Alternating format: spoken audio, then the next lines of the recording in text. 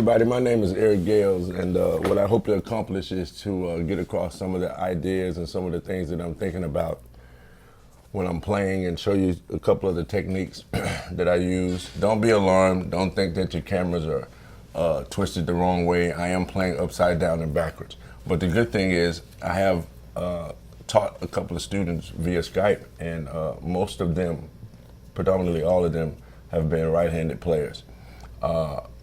And they have had not a problem picking out, the stuff that I showed them.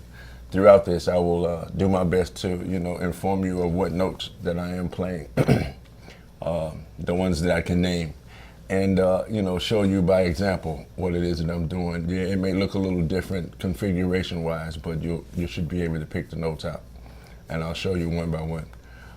So that's what I aim to achieve, and here we go. So just to let you all know before we start, I'm tuned to E flat, so I'm gonna do every note so you can understand how I'm tuned here. You have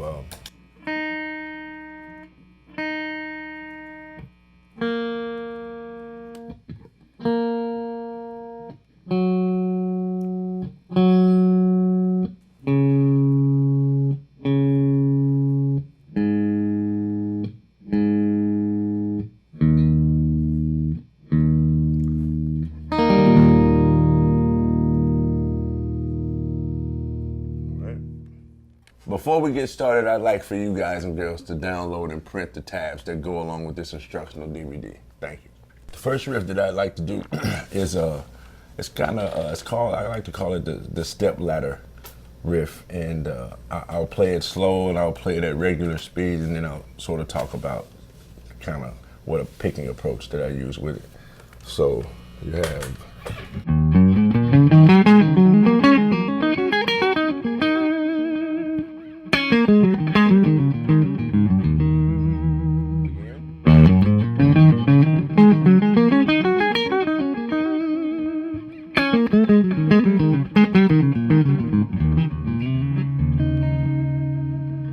So what I'm choosing to use there is like I said again, the step ladder technique, and it's basically a combination of starting the riff and not just going all the way up with no stops. I like to go back and forth and like give this little stutter step thing. So example, so you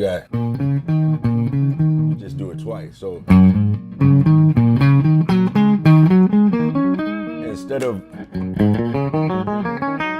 you have that, but that sounds like a little cliche to me. So how I come up with it is what felt good and sounded good to me, and listening to different influences that I like to listen to, that incorporated some of this from what I could remember hearing.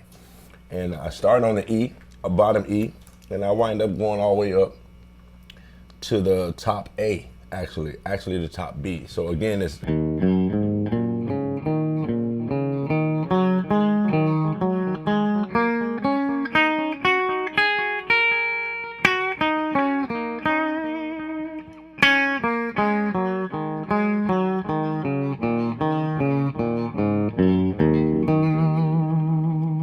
So if you notice on the fretting hand, I always like to use as many of the fingers as possible. Get them all in the party because it helps a lot.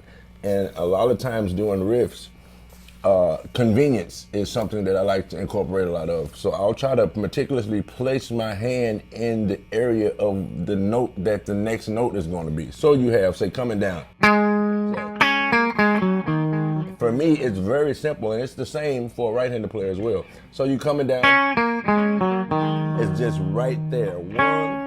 I don't have to move a whole lot. I don't have to do all of this. It's not necessary for that, and you can just be more comfortable. And I rest my hand in a comfortable position like so, and that allows me to go. Although my hands are pretty big, but even short, fat-fingered people can. Accomplish this. I know this for a fact. So you just go down, and it's a stutter step. Again.